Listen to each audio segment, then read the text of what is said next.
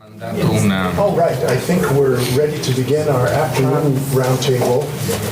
It's great to have so many of you come back. Those of you who maybe just showed up, I'll let you know that there's actually food in that back room, and it would be permissible to sneak back there and grab something if you want. And we have plenty. But to chair this next roundtable, I'd like to invite our colleague from the Rare Book and Special Collections room downstairs, Dr. David Gura, our curator of rare medieval manuscripts, who will preside over this next interesting discussion. David. All right. Great. Okay, thank you very much, Tom, and thank you all for coming to our second session today. So what we'll do is I'll kind of introduce each speaker briefly. They can come up, introduce themselves, say their remarks, and at the end I will invite all the speakers to come back up, and then we'll have a discussion and take questions from the audience. So our first speaker that will come up will be Dr. Lou Jordan, former head of Rare Books here at Notre Dame. And Lou, you can come up and tell everybody whatever it is you'd like them to know about you today. Right. All right, please Yeah. come up, Lou. Thanks. So I guess this whole session is about the digitization project. That's what I was told. So I'm hoping, in general, all of the talks will be on that topic. My topic within that is more of an administrative talk, and it's about how we came to formalize the agreement, a memorandum of understanding, the agreement we had with Ambrosiana. It's really kind of a straightforward process, but I just wanted to go over that so you could kind of see how these things take time. It was over several years that it took shape, and how projects like this come about, and it's not a one-day affair. It's not something that you just do and the next day you start it up. And I've been working with Ambrosiana a long time, and so I thought, well, why not just do that? As to the project itself, once we had that memorandum signed, I really turned it over to Tracy, so she knows what's happening, and that'll be the next step in this. So I kind of prepared my notes on that. I'll read a couple little things and just kind of talk. But I talked with Ambrosiana for decades now, and since Don Federico's been there, we correspond by email a lot. And so I knew his initial digitization attempts, and he started to work with some for-profit digitization companies to try to get some of the Ambrosiana material digitized. Those initiatives didn't work out so well. And so then he had the really brilliant idea to shift and work with Cataloguing, which is basically just a 10-minute walk from the Ambrosiana. If you know how to negotiate those back maze streets in Milan, it's from the Cataloguing to the Ambrosiana is a very short walk. And so it was that was really the thing that initiated this whole process. And so we'll have people from Cataloguing talking as well here. In November 2013, Don Federico visited Notre Dame. He talked about all his different visits. And during that visit, he talked with me and Diane Walker and with Tom about what kinds of things could Notre Dame do in terms of the digitization. And so we began to talk in a general sort of ways to some things we might be able to work on. Then Don Federico left, and for the next year, basically he started to work with Cataloguing and get things moving. It was actually a really good fit because Cataloguing really had the digitization expertise that the Ambrosiana needed. It was really an important group to deal with. In January of 2015, after about a year working with Cataloguing, Don Federico was back at Notre Dame, and we were talking again about what to do. And we had sat down and said, well, look, you have the expertise that you need. What is it that we could provide? And so we talked about it, and we said, well, maybe we could try to get some funding together to start up a digital lab so that they could actually do digitization in the Ambrosiana. And we also talked about the possibility of helping with storage. So we knew that they would have some large TIFF images, some preservation quality images. We thought maybe we could store some of those. We could store that material at Notre Dame, and then we could have some access to it. It would be a good fit in terms of our microfilm and photographic holdings to be able to do that as well. So that was where we left things at the time. It seemed like a good idea, and we said, well, how can we go forward with that? So I said, well, let's take a few days off, and I think it was the next Friday, I wrote what was called a Memorandum of Understanding. And the next Monday, I talked with the director of the library, Diane Barker, about it, and talked to Don Federico about what that memorandum looked like and would it be good to go forward. Everyone was in agreement that that was the way to go. So on Wednesday, just 2 days later, I sent that into the Office of Research in the Provost's office for funding. So what we tried to do at that point was say, look, we would like to fund this project. The library was going to put in a certain amount of money, and we wanted to try to get some money in the Office of Research in the Provost Department to help with that. It was basically trying to get some buy-in at the university level as well as with the library. At that particular time, Gundi Mueller, who talked this morning, was in fact the representative from the humanities in the Office of Research. So Gundi started to work with me on a proposal at that moment on. So that was basically 2016, January 2016. We worked through the next year, and I think it was in the fall of the next year, or might have been late fall the next year, we were awarded some funding from the Office of the Provost. The Office of the Provost gave us $75,000 towards the project, and the library put in $150,000. So we had $225,000 to put towards this project. And so the next thing to do, you think, well, now we have the money. We had to work with the General Counsel's office. So I really had to go see Tim Flanagan in the General Counsel's office and explain to him what we were doing and have him write up an MOU that was in more legal form that the university would accept and use.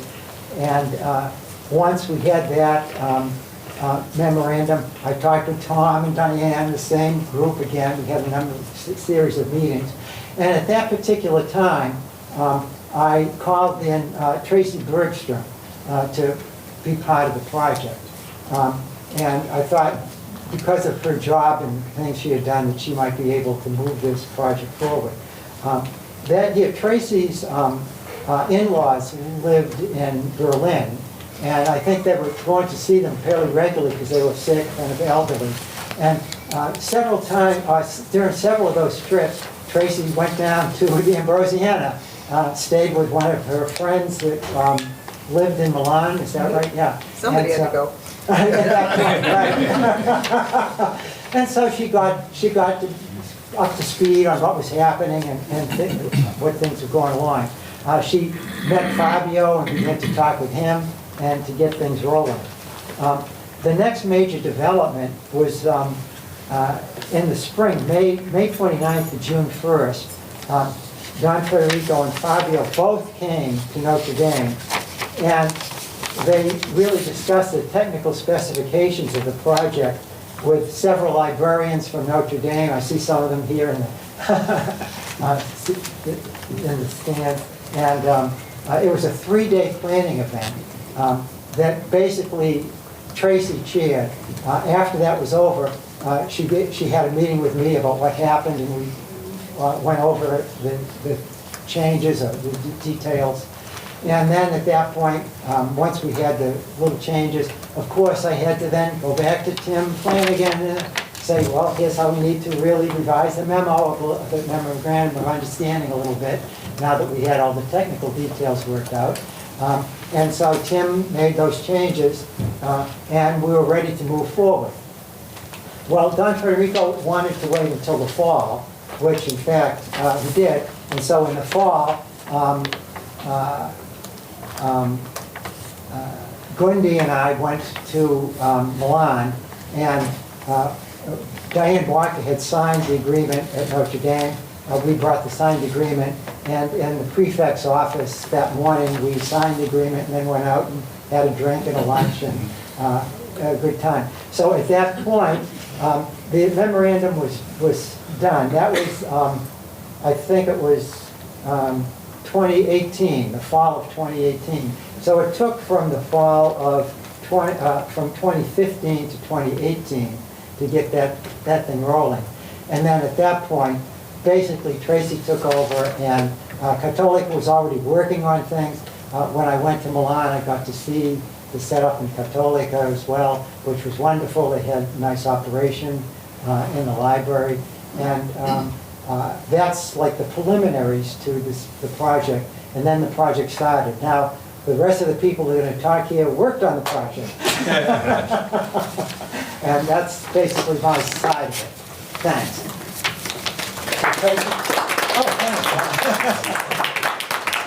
All right. Thanks, Lou. Yeah. Okay, so our next speaker is going to be Tracy Bergstrom, currently from Ithaka SR and a PhD candidate at Courthold. And Tracy was also formerly the curator of the Dante collection here in the Hesburgh Library as well. So Tracy, please, welcome. Welcome back. Thank you. It's nice to be here, and it's a pleasure to see all of you again. So thank you so much for having me, and thank you, Lou, for that history, much of which I did not remember, and I'm glad to revisit at this point. So it's very nice to see all of you again. My name is Tracy Bergstrom. For many years, I was the Director of Specialized Collection Services here in the library. So I worked on this project and others involving Italian materials. As Lou mentioned, once the Memorandum of Understanding was signed, we really were able to get the project off to a quick start. And I do want to back up a little bit, though, because we had a formal memorandum, but for those of us who worked on the project at its inception, we really thought a lot about how this project could modernize the agreement that was signed with the Ambrosiana in the 1960s and what that might look like. So it was a highly collaborative project in the sense that the intent was to reach new goals in the development of digitization and a digital library project. But really digitization is very much about access, but it's also about preservation of materials. And so when we think about the context of the post-war environment, in the 1960s in which that original agreement was signed, and when you see the pictures, especially of the Ambrosiana in 1943 and 1944 after the Allied bombings, to think about what was the purpose of those original microfilms. And I think Dr. Fassler's question this morning about are the margins shown in those microfilms, and the answer, of course, is well, sometimes. Right, the intent was very different. The intent of those films was really about preservation in an environment which was unstable. And so thinking about digitization, of course, that allows new audiences to certainly interact with this material in much broader ways. But the intent was also very much about preservation and about thinking about the longevity of this exceptional material and how to kind of modernize that work for a new age. As Julia commented this morning, microfilm is absolutely still the most stable preservation medium that we have, but how can we think about what were the goals in the post-war environment of this project and think about modernizing them for new audiences and for a new age. As Lou mentioned, we worked directly with the Ambrosiana, but the Ambrosiana also established a scientific and technical collaboration with Cataloguing, devoted to the design and management of a shared digital library management system, which became then the technical pillar of sort of what we were all working on together. Notre Dame's role was to assist the Ambrosiana, both financially but also with technical collaborations, in thinking about how to support these goals. The 2017, or maybe the 2016 MOU reads that, quote, Parties intend to work collaboratively to digitize, curate, and ultimately make available for scholarship a portion of the Ambrosiana's holdings of manuscripts. Notre Dame's contributions, I think in hindsight, allowed, amongst other things, the Ambrosiana to implement new high-resolution cameras, in particular in a new high-resolution digitization lab for the imaging of manuscripts. As Lou mentioned, I was there a few times in person as this work was getting started to talk about the technical specifications of this work, but also to talk about the interoperability of the work between the institutions and what that really meant. And that's a very important project or process of this project all along the way. I want to call out a few sort of important milestones in the project once we got started. The first, which is a really, really significant milestone, is that, to my knowledge, the Biblioteca Ambrosiana was the first library in Italy to implement IIIF. That is the International Image Interoperability Framework and its associated tools. I am not going to belabor the technical specifications of this. I only see one person in the audience who is interested. But just to say that there's really enormous benefits here in the sense that this means that for audiences around the world and audiences who use manuscripts in conjunction with materials at other universities, the Digital Library of France, the Vatican Library in particular, you can use these images together. And so it gave, someone commented this morning about the abilities of one's abilities to use manuscripts in a digital environment. Right, this really opened up the content for use outside of the Ambrosiana and made it much more available to different audiences. On the date of April 7th, 2021, we hit the milestone of 500 fully digitized manuscripts online in IIIF format. And this was a huge accomplishment for this project.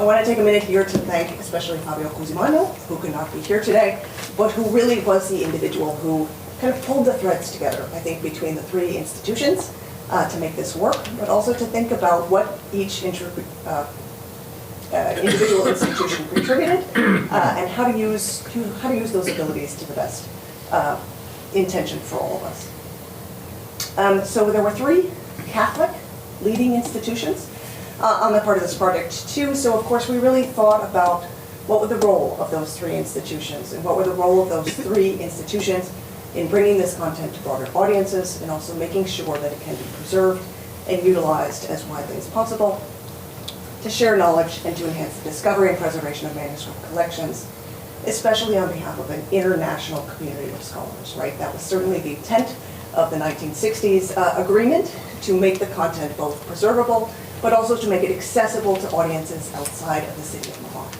And so there's a certain amount of that work too. Of critical importance, I would also call out that those of us who worked on this project at its inception worked closely together and learned a tremendous amount from one another about a variety of things, some of which were technical and some of which were about manuscripts and some of which were very, very far afield. But we all learned about the benefit and the values of each other's collection and how to better support them in terms of the research work that we do each day. We also learned, all of us, about the culture of digital humanities and how that looked different in the United States, in Italy, and in other places. And we certainly learned a lot about collaboration and what that looks like at three institutions, all of whom wanted something out of this project, but all of whom at the end of the day had shared goals. And for myself, I can only say that I have exceptional friendships on behalf of the individuals that I work with, and I'm very, very grateful for that too, especially now that I'm a student, and I am the student that keeps popping up in the inbox of Dr. Cusimano and Don Federico with reference questions. So thank you so much. So I will stop there, but I'm glad to answer any questions when we're done.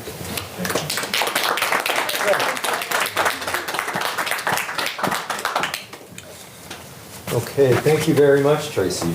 So our next speaker was to be Fabio Cusimano, the head of cataloging and digital asset management at the Ambrosiana, but unfortunately Fabio cannot be with us today.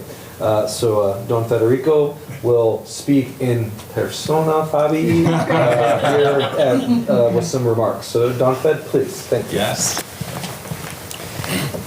And thank you, Dave, for inviting me to read instead of Fabio, because of my Italian accent, so that Fabio's message can be more realistic. So, Milan, February 21st, 2025. Dear professors, esteemed colleagues, dear friends, kind audience present and remotely connected, I entrust to these brief lines of text my most cordial and heartfelt greetings and thanks for all of you. Unfortunately, my health condition does not yet allow me to speak easily and at length due to the after effects of the flu and bronchitis that hit me just on the eve of the long-awaited and desired departure that would take me to Notre Dame, to the Hesburgh Library, to the Medieval Institute, to celebrate this historic event together with you. I borrow words from the title of a book by the famous Italian author Carlo Levi. Il futuro ha un cuore antico. The future has an old heart. The translation is mine, of Fabio, of course.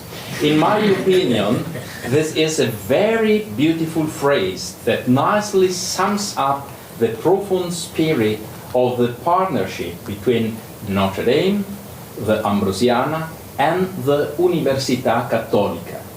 This is precisely the meaning of what we are called to celebrate: the future, the vision, the evolution, which arise from tradition, from the past that precurses the times as something in the making. Ad maiora semper. Thank you all. Fabio Cusimano, PhD.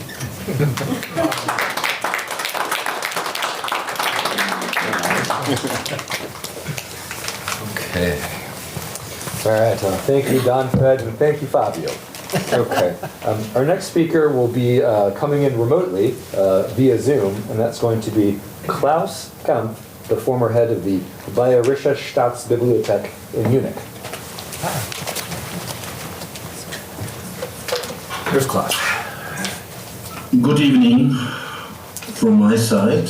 You can hear me? Yes.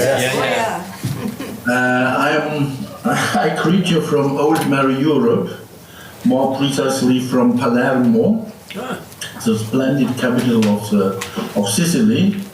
And as you know better than me, the Middle Age expert, Sicily was already something special in ancient time.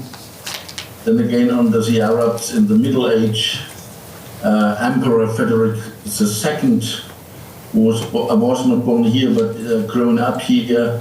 And also in modern times, also when it comes to innovations of a wide variety of kinds, Palermo was never out of the place.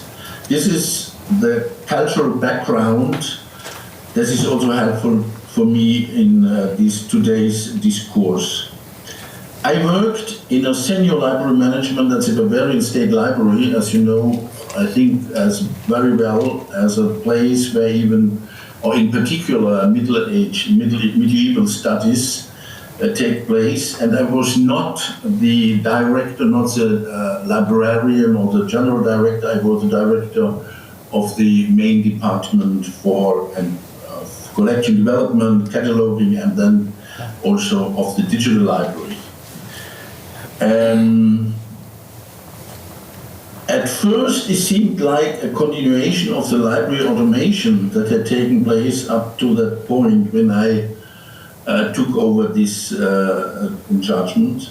However, it quickly became clear that the digital revolution, as we say today, goes far beyond this and will not only completely change our lives, but also and especially the library world.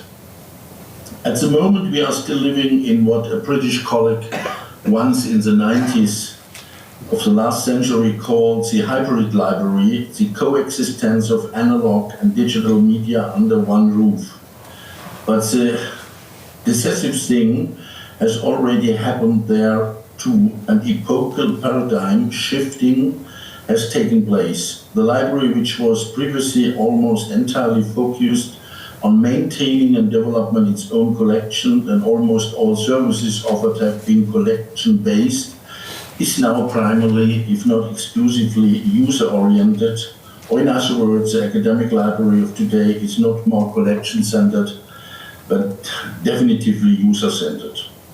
The user himself has emancipated himself from his mother library. He wrote, today the library is no longer the only source of information, but one among many. It is therefore in a fierce competition not only with other libraries, but even more so with alternative, even commercial information providers. Let me tell Google, for example. The second important aspect in the new library world of today is in this context, concerns the fact that the libraries are not only in competition with others, but also have to cooperate much more than before. The phenomenon of cooperation has a long, indeed very long history in the library sector. Libraries have cooperated with each other out of necessity. Now, in the increasingly digital world, cooperation with third parties, or call it networking, has reached a new dimension, albeit in different aspects and on different levels. Partnerships, often temporary, now affect a wide variety of institutions. It ranges from other libraries, computer centers, research institutions, service providers of the old type, like booksellers and publishers, and new types, companies that support digitization or organizations that are dedicated to the exploration of new digital products, such as the Harte Trust. You are a member of this fantastic institution. But as in the case of the Bayerische Staatsbibliothek, it can even be one of the new big players in the information market, not more a new one, a well-arrived big player such as Google with the Google Books project. But the relationship between libraries and the other two large groups of so-called memory institutions, archives and museums or art galleries, is also being reorganized, and this too can be described as epochal.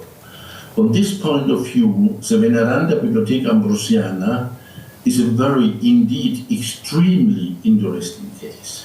It literally brings together all the memory institutions under one roof, literally one roof. A rare stroke of luck. This is where the digital revolution can really have a beneficial effect. The more or less artificial, even arbitrary separation between the three institutions, archive, library and museum, and the definition of what constitutes an archive item, a library item, or even a museum object, which was driven forward by positivistic thinking in the 19th century in particular, and which led to many collections being torn apart, can now be digitally, between quotes, healed. High quality digitization not only raises the quality of service to a new level, for example, thanks to the online availability of the digital copy via internet, users can access the objects of their desire 24 hours a day from anywhere and process the results of the research straight away, keyword IIIF. But above all, it enables a contextualization of historical holdings that have been separated by time circumstances. Especially in the case of the Ambrosiana, there are still real treasures hidden in its enormous archive, which has grown over the centuries. Real added value can be achieved through coordinated digitization.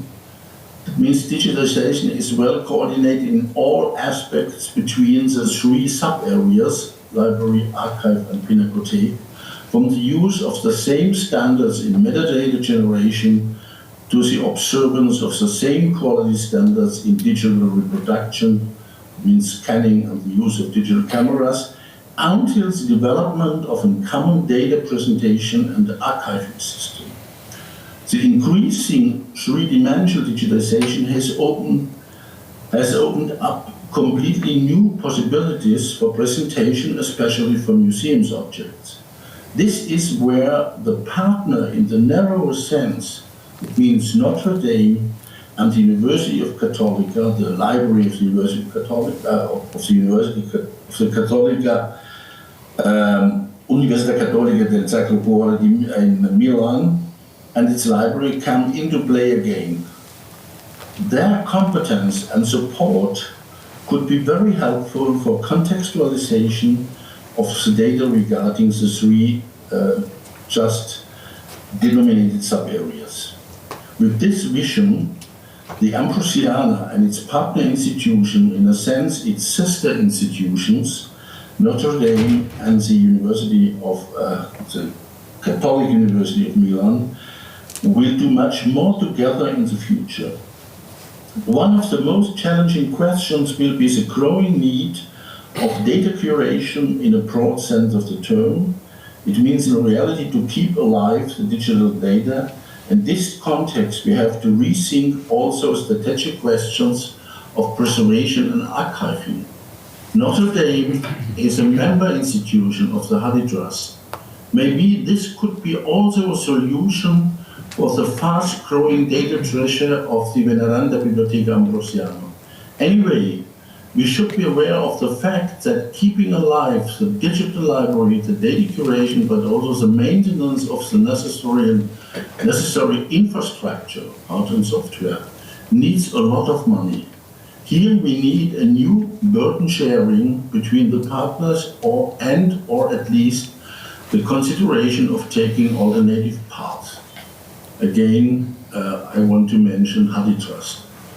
I'm sure that that by the century of the secular agreement between the Veneranda Biblioteca Ambrosiana and Notre Dame, thanks to the increased use of artificial intelligence, Notre Dame scientists will be able to look, researchers will be able to look around the holdings of the great Ambrosiana, including library, archive, and pinacoteca, in three dimensions, in the augmented reality, as you say today, and use a wide range of documents from their home offices without having to travel to Europe. However, this requires that we tackle these major new challenges together with full force and to live a new and much larger common vision of our joint project. Thank you for your attention.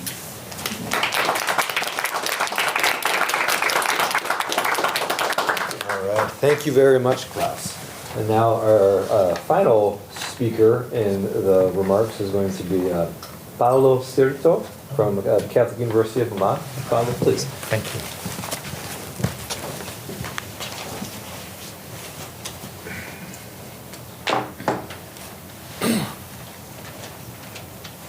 It's a great honor to be here. I'm grateful regard all your community, Notre Dame University, all the person I have the honor to meet in this day, because I am like a librarian, probably the less fitting person for speaking about scholarship. But I am happy to share my feelings and also my brief notes about what I have learned in these 2 days. The first thing is that there are many ways to tell a story. The story of our partnership of collaboration with Biblioteca Ambrosiana could be, in theory, be spent in a few words. I met Dr. Jordan on the 27th of April. I've made some archive search on my Outlook inbox.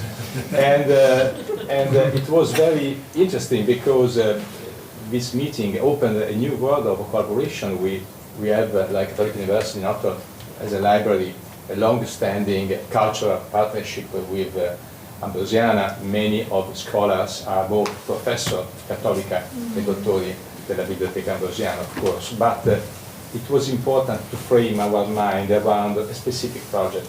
So, in a nutshell, we simply give technological support and organizational support because Ambrosiana is currently using our platform of digital asset management for store a copy and to distribute this wealth through an interface which is in great part a contribution coming out from good fellow and friend Fabio Cusimano.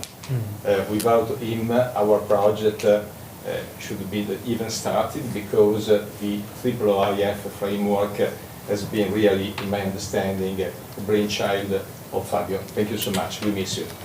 But next time we will be there instead of me. So you have a proficient speaker. But it could be only a part of the story because there is a strategic value in this institutional collaboration because as Klaus just said, there is underlining a common heritage. We are both Catholic institutions. We do different things in a different way with a common mission. I have been really impressed by the words by Don Francesco and Don Federico, also a good friend of ours and of mine, when they told the story of Father Hesburgh and Archbishop Montini. Let me say, they don't close a deal. They made a dream come true. They didn't speak about money. About money spoke the kind of person after, of course, and it's correct to be. But they were dreamers. So my main responsibility is to be able to make this dream come true. But I don't like to speak about what we do because what we are doing is under the eyes of everybody. I would like to share a couple of questions. I put myself as a librarian in alien mode, which means I try to imagine what I could do if I would be a clever person. And the idea is, I have two questions for myself that we can share and also discuss in the next few minutes. What do you plan to do with all this digitized content when all paper and multimedia material will be converted? Imagine, put you in a 10 years framework, timeline, what you are doing when everything of this kind of project will be finished. Okay. The second is, it's pretty harsh. Why it is so difficult to find money and resources for starting, implementing, and completing this kind of digitization project? And this is a harsh question because it's a question that, as a manager, I run a library of 110 FTE. It's my job to make a value proposition. So my humble notes are, I think that everybody in this community, in this shared community, could be able to build a unique value proposition. Because in my understanding, the value of digitization projects and their contribution to interdisciplinary research is not still clear. It's clear to us in this room, but I'm not sure that in the C-suite this is so clear. So there are challenges because, of course, there is such a long time between the start of a project and the end. But I guess that we, as a community, from the very beginning, should be able to answer the question, okay, now, in which way we will be able to promote the creation of new knowledge, or simply the discovery of all the sleeping beauties inside an archive? This is my first question. The second, I am not a techie guy, but I am in love with technology. Which is the role of innovative technologies in advances knowledge? How we can put the two cultures, according to Pierce, into a single one? Because until the 7th century, we are speaking about natural philosophers instead of scientists. And in my understanding, it could be a good idea to go back to the future. So the idea is, if we use technology as a tool, we are deemed to be submitted to technologists. So if we imagine that the flow of knowledge is coming from engineer to humanities scholar, we are deemed, because the idea is that they are helping us to pass from the pen to the computer. And it's not true, because humanities scholar know the reason why it's better, it's worth, and it's our role to pass from a tool from another. When the good friend of Catholic University, Klaus, said about the hybrid, we are all hybrid. I'm not in love with artificial intelligence more than I have in love with the paper. They are tools, but we have to be careful to choose the right tool for the right moment and for the right person we are speaking with. So I think that being able to attract in funding through a compelling value proposition, we should be able to say then we will share all the information, not simply digitized, because the next big thing is managing the digital native archive. And if we can be able right now to, let's say, to save archive the paper version, what will happen when the only source of information will be born digital, and the deep fake evil people will try to change our laws, our constitution, our sources? This is a big challenge. We should be able to tackle this issue right now, because in the future it could be too late. So, some ideas in 30 seconds. Create a future heritage lab, a collaboration library, a transdisciplinary digital humanities innovation hub. Choose the name, but the idea behind is to be able to show to everybody, to the whole academic, scientific, and social community, which is the importance, not to take a look to the past, but to preserve it for building the foundation of a future knowledge and defending our heritage. Thank you.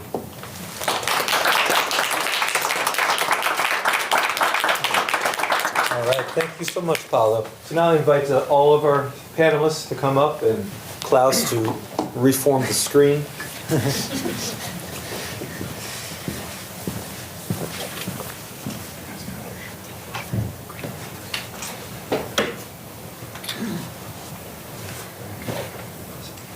So we can, do you have questions for each other, or do you want to open to the audience first? Okay, great. So then, Margot, first in. Of course. Okay. I have to leave at 2 o'clock to get my computer caught up. So I wanted to ask my question. I have, with Katie Bogish, a project on teaching the medieval liturgy online.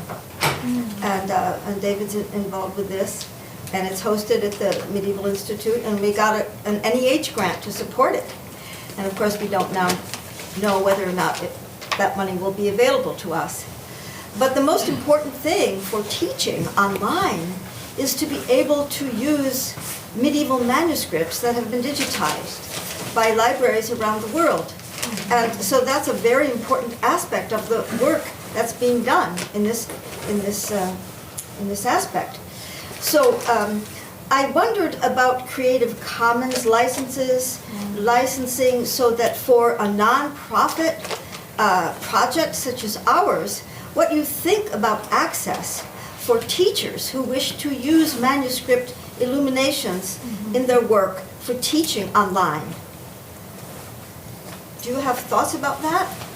It's very difficult. You know, the old adage about online content is as open as possible, as closed as necessary. And I think this project is a good example where this content cannot always be completely open. for various reasons relating to how the Ambrosiana uses it for its own purposes and licenses it. But it is as open as possible, enhanced through technology, and that technology will continue to evolve and continue to support that.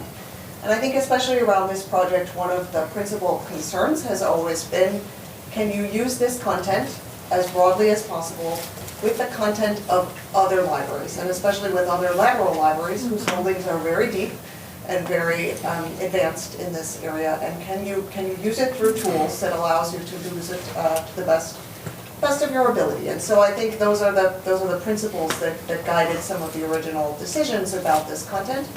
And again, as open as possible as time goes on. That's always the goal. Would you add anything? We don't have a specific policy because we release the content according, not only for this digitization project, according to the rules from the scientific community. So the rule of the thumb for us, not in this particular case, is that when there is any kind of embargo, because there is a living person, or simply because there is a not published documents, it's not a public release. We have on our digital asset management platform 3 kinds of level of privacy. The first one, which is used with all digitized Ambrosiana material, is all public, all access. Everybody you can find on our platform, which is accessible through the OPAC of Biblioteca Ambrosiana, is absolutely public. The second level is reserved to our own archive, which in part could be under embargo or simply not published. So the idea is to grant a particular interest to our own Catholic university community, because you know there is a huge competition about not published documents. The third level is our institutional archive, which is closed and usable only under permission from the terminal into the archival and into the library. But it's our rule of the thumb. We have simply implemented a technology which enables the scientific direction of each archive to choose the level of openness. I fully agree with the colleague. As open, which is our mantra. I have also a tattoo here, but it's not fair. It looks like Klaus. Yeah, Klaus would like to add. Yes, I would like to underline what the colleague from the Hesburgh Library has just told. This is what is necessary, what is possible. My former library, the Bayerische Staatsbibliothek, I would like really say modestly, I can say this is one of the leading institutions for the Middle Age research, more in particular what means the resources and sources. Our policy, personally my policy, was to open whatever it was possible, to give free access the whole world, of course, under the thinking of not open all what we can do, other to hinder bad thinking people, keyword cybercrime. But the discussion, the red line, what is closed and what or where we have obstacles like price policy and so on. This is, I think, for research institutions, this is cannot be the real motivation to go on in building up digital library, because more than ever, also we are measured, but the money what we put in is only well invested if we have a high quotation or a high rate of reusage. That I learned from American colleagues. In Warsaw there was an IFLA seminar in 2018, and I was one of the speakers there, and I was more going to why we digitize for archival reasons and so on. and an American colleague told at the end, okay, but to spend so much money only to have a digital copy of it, this is not enough. It's much more important that we have a reusage. And what I would like to underline is this enormous field, what we can only go with a digital version of these resources is a contextualization or the recontextualization. And this is a so enormous field of what we can do now, and as new researchers, in my opinion, that we will be all overwhelmed in 20 years what is possible to do as research in the, for example, in the field of the Middle Age research. Thank you, Bass. I would actually like to follow up while we're on this and pose to all the panelists, kind of in this vein, what do you think about the longevity of the data? I think very much of what happened to the British Library with all of the digitization efforts, the collaborations, you know, the use and teaching of many of those manuscripts that now it's like it never happened. So what do you think about that in terms of our project here with Ambrosiana? I will just say that I think one of the challenges here is that digital preservation is much more expensive, but also much more labor intensive than when we tend to think of preservation of microforms, for instance, that sit on the shelf and provide access, but in remarkably a stable format in that sense. And so I do think there's continued challenges here for cultural institutions, especially that digital preservation is something that needs continued thought. It needs continued migration of content in ways in which we haven't seen in the past, but also needs a lot of staff time to manage. And so this is actually where I think collaborations, like the intent of this collaboration, where multiple institutions contribute what is best about each other's technical infrastructure to the project, also has potential for the longevity of materials like this as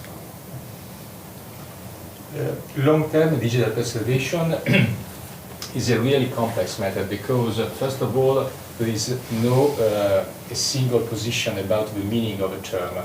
I try to explain what we are doing in Catholic University, but we don't have written the book. Our platform of digital asset management, the one which is running also the content of Biblioteca Ambrosiana, is not a long-term digital preservation. Is technically speaking an hot archive. It's based on OpenText, which is an enterprise-level platform used by big pharma banks. There are 3 copies across Italy. There is a disaster recovery, a business continuity, and a continuous backup. But it is not, technically speaking, a long-term digital preservation. We have also another instance just installed, powered by Archivmatica.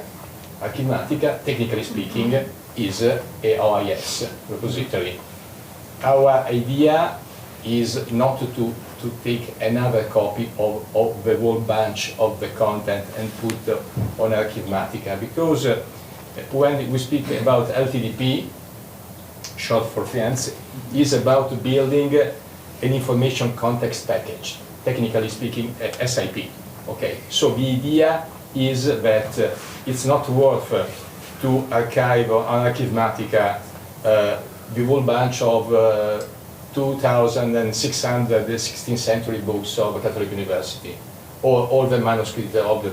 It could make sense to build a package of a particular manuscript with all the information context. If the manuscript is in Latin, the dictionary, with the biography, not by Wikipedia, of course, or the author, the critical text, all the publication, and to put into a vault. I think that the term vault will recur many times in the future. But the third platform we are just implementing right now is what we call a data lake. Data lake is a project, is a long-term project. It just started, and we are working together with the colleagues of Biblioteca Vaticana for learning the noble art of the FITS format, which is a pretty esoteric matter, believe me. Okay, really esoteric. But this is another way to put a long-term preservation approach.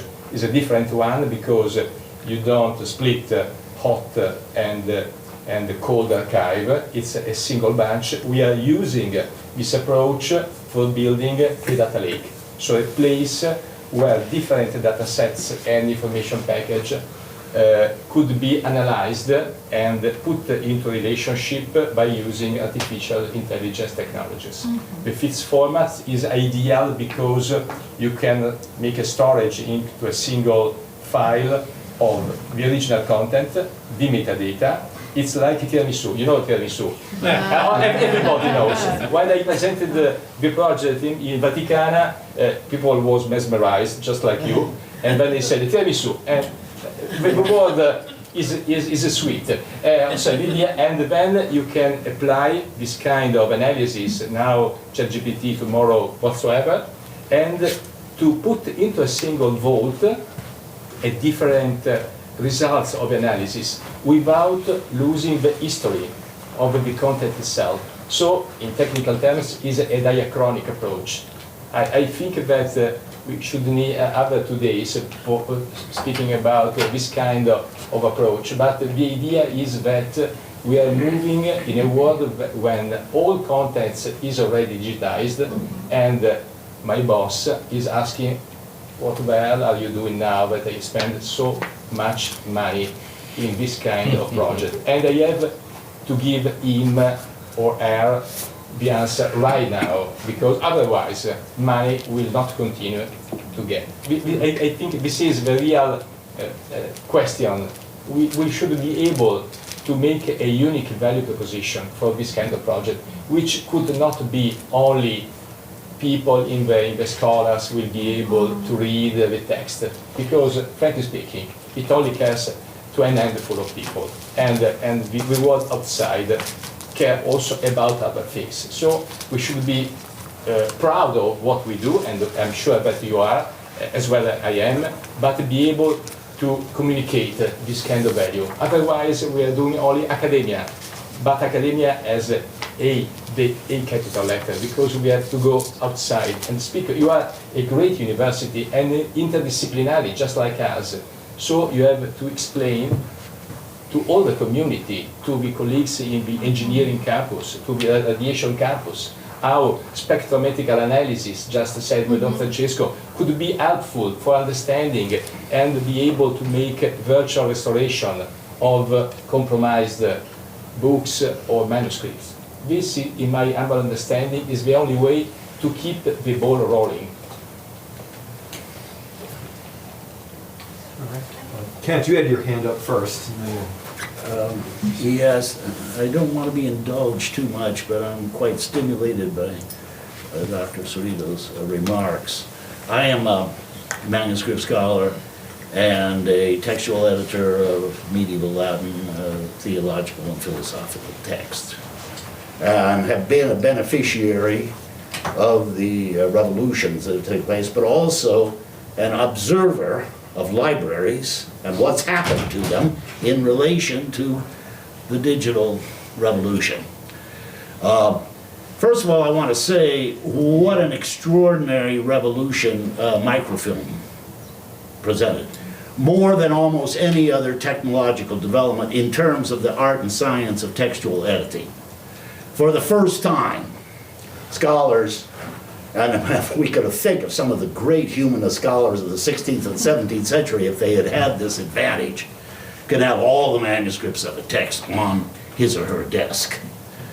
This allows a different kind of editing, and the whole field developed as a result. And pioneers, of course, were the Leonine Commission and the edition of Henry of Ghent in Leuven, which showed how codicology as well as textuality merely was a crucial thing in cracking historical secrets of the transmission of a text. But everybody knew who did manuscripts that microfilms were inadequate from the codicological point of view. They were the way in which you could get the basic text, take notes. I remember my colleague Lou Jordan, how he would do a lot of work here in Notre Dame and then have to go to the Ambrosiana to confirm it all with the manuscripts themselves. So from the codicological point of view, it was obvious in the culture of microfilm that the serious scholar had to see the books. Okay. Now we have the digital. This is an incredible thing. First of all, they can be read far more accurately than any microfilm ever could be, and with zoom functions. You can do enormous stretches of actual codicological work, but not the end. I'm going to relate this to the economic problem, which is the biggest problem we're facing at the end. Okay, so it looks like, so this is a definite improvement. But I can tell you, as a person who has described I'm sorry to say it, in 260 libraries in 17 countries in Europe, over many years, I have seen the total decline of the manuscript rooms, even including in the Bayerische Staatsbibliothek. I remember the first time I went to the Biblioteca Royale in Brussels, where I had a lot of manuscripts of Dennis the Carthusian. And in those days, it was kind of glorious. You had 20 or 30 people busily working in the manuscript room, cataloging, indexing. Labor you had. And these people, yes, there were jokes. You had to hire one Walloon for every Flomps, and you had to hire one Mason for every Catholic, and so on. But there was labor working on the manuscripts. And the manuscripts rooms were full. There were scholars after scholars. In fact, back in the 70s and 80s and so on, it was always a treat. You would always see the great scholars whose name you only knew in the volumes in the room themselves. Now progressively, and particularly since the introduction of digital, in terms of budgets, the manuscript rooms, it's really difficult, and you've got to use all your authority from your institution, your personal status, to be able to see a manuscript in the Biblioteca Nationale in Paris. Because it's all unfit, it's supposedly all digitized or on microfilm, okay? And, of course, all the work in these libraries, the cataloging stops. The serious cataloging of the manuscripts, which describe them in every which way, has pretty much stopped. There was a great effort just before to get this done, particularly in Germany, just before the digital revolution. Now, what can we expect? So, in other words, there's going to be picking and chooses. It doesn't seem to me that you can count on. We're going to preserve all the media. And the last one to be preserved will be the libraries themselves. This work is labor intensive. You've got to have somebody at the camera all day, and that person has to be skilled, and that person has to be paid a good wage, and maybe there's more than one. In fact, libraries are not hiring more people, but cutting staffs. Now, in case you hadn't recognized, or you haven't read the papers, we're in kind, and I think this is serious. I think a lot of the politics going on that seems so dramatic can be understood by that we're going to quickly face a crisis of budget that is enormous in every Western civilization. So the question is, I remember once after my wife and I had lived abroad for about 2 years, we came back and we just went to a copy shop in South Bend. It was such a revolution that to see all these machines and all this stuff that was being done, and my wife made a pregnant comment. Well, this is all very well until the electricity goes off. Now, if you don't think that's a possibility, think of many places in the world. Syria, for example, 2 hours of electricity a day. They're not going to be able to participate much in the digital revolution. Then we have to ask the question, okay, where in a society is there going to be, you have to decide where you're going to put your money. And ultimately, democratic societies decide democratically. When I go to old Europe, for example, and enjoy the ancient, particularly ecclesiastical monuments, monasteries, and churches, I wonder, in essentially atheistic modern Europe, or maybe an Islamic, this is fine, who's going to prop up the old Gothic cathedrals with tax money anymore? What will the priority be? How will they be preserved? Okay, who wants to preserve medieval manuscripts? Who wants to really recover the meaning of the Middle Ages? Which is why we're studying it, not for pictures. Okay? Who wants to do it? I don't believe Donald Trump does, but neither do I believe Ursula von der Leyen does either.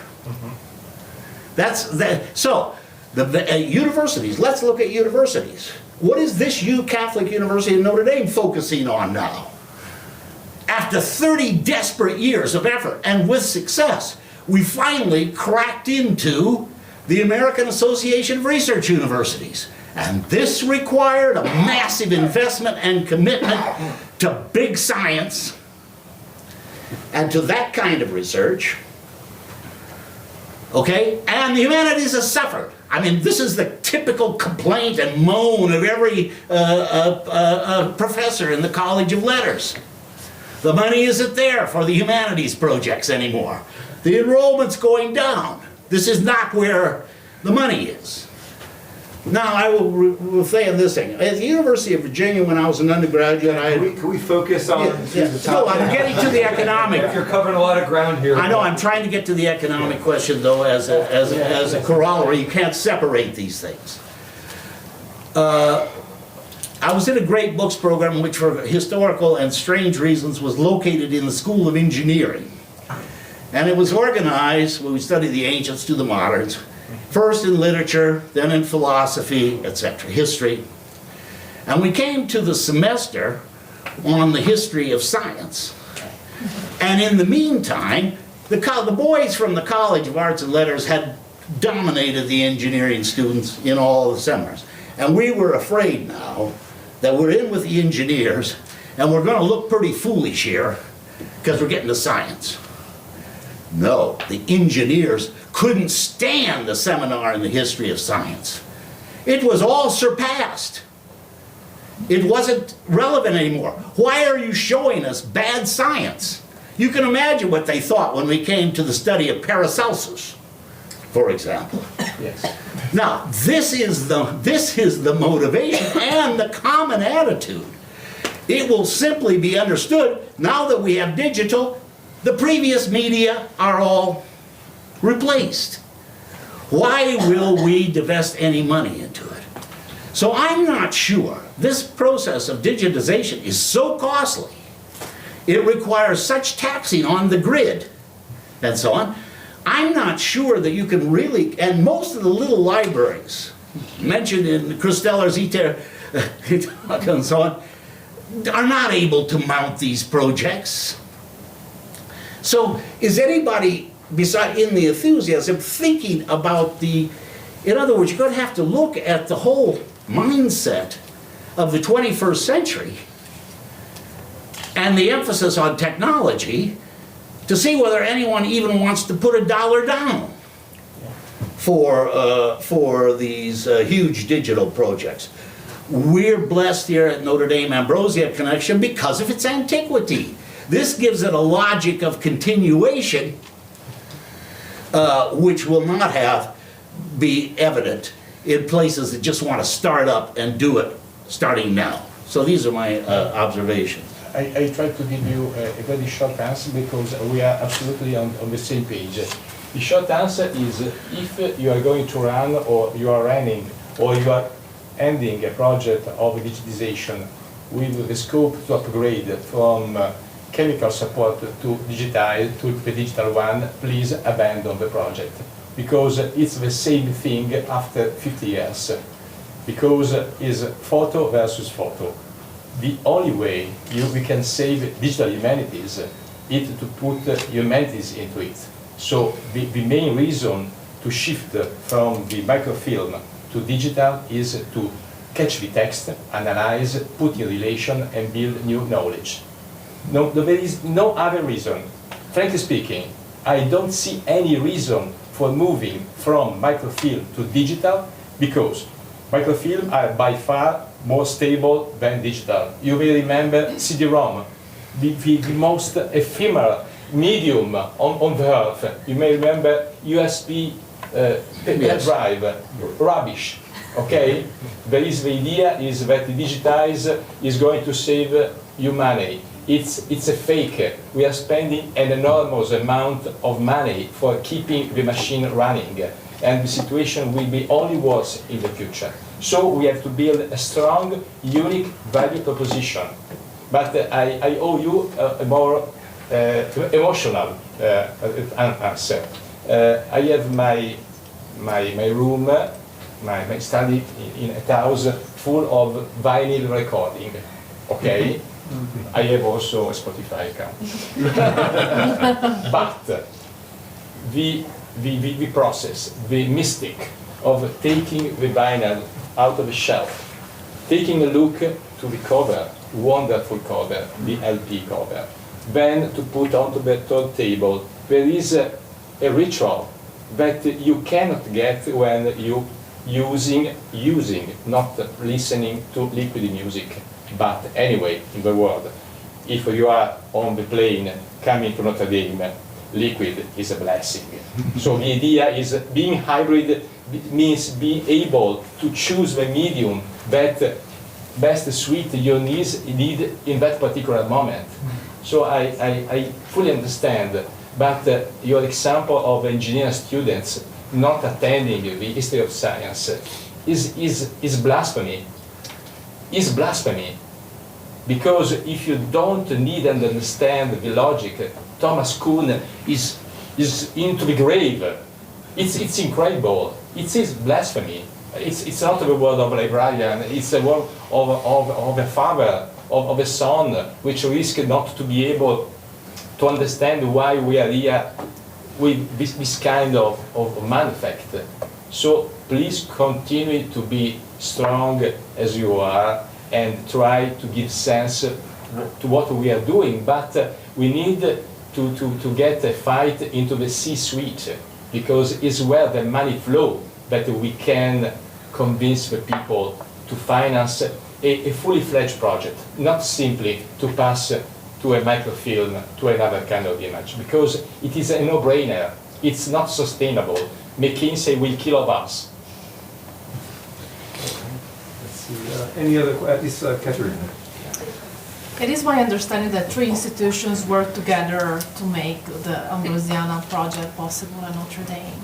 Have you found yourselves and your colleagues also involved in conversations about preservation of physical materials once you were handling digital versions of them? Did you also decide to limit or restrict access to some more fragile items? Or was it part of a secondary I conversation? don't know if I have because I don't want to make a monopoly of this conversation. In Catholic University, we do digital preservation for 2 reasons. The first one is that it is a commodity. If you are on a train, probably digital Ambrosiana on the internet is doing its job. And the other one is to preserve particular frail material.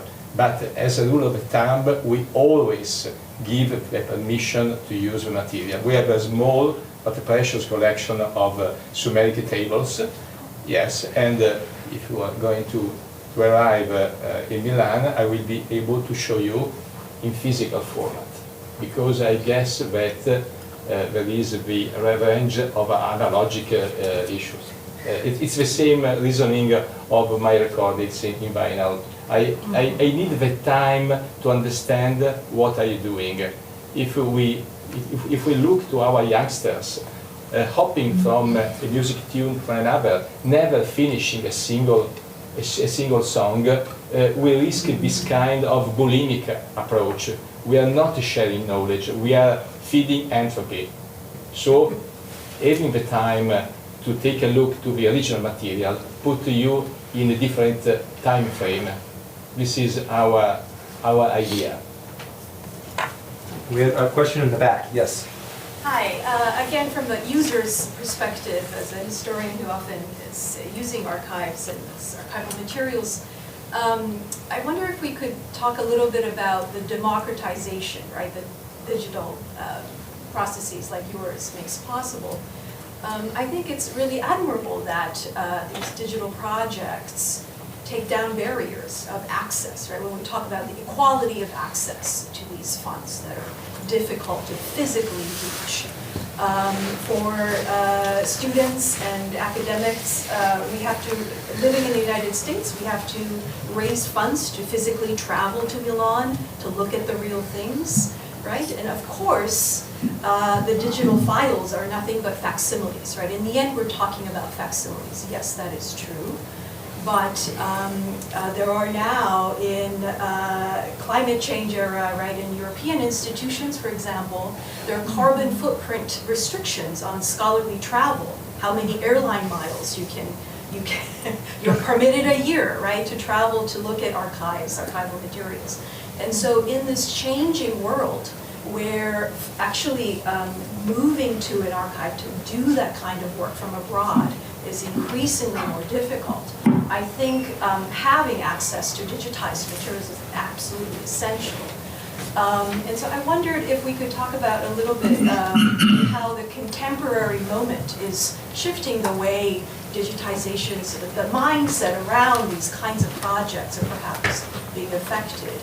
My question, in fact, was actually about how the global pandemic may have changed the way you view this process of digitization and the role of the work that you're doing, right, in the world, perhaps in the last few years, if anything has changed in your attitudes about this particular project.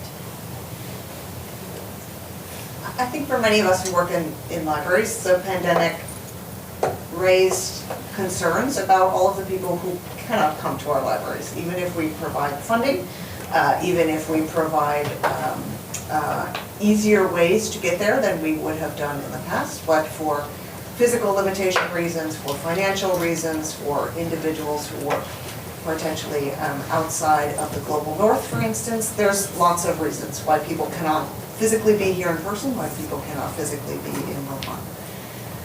The conversation today that has evolved about that is, of course, very much about environmental concerns of all of this data that we are producing. So these images are high-resolution images. They're enormous. The cost of storage has critical environmental impacts. And so, right, the question really is about balance of that going forward. And so those are difficult issues for which there is no single answer, but certainly everyone I think is more cognizant than even 5 years ago. Could be the same. Yeah, on the same page. Is there another question in the back? Maybe not. Any other questions from the audience? Okay, well, then can you all join me in thanking our speakers?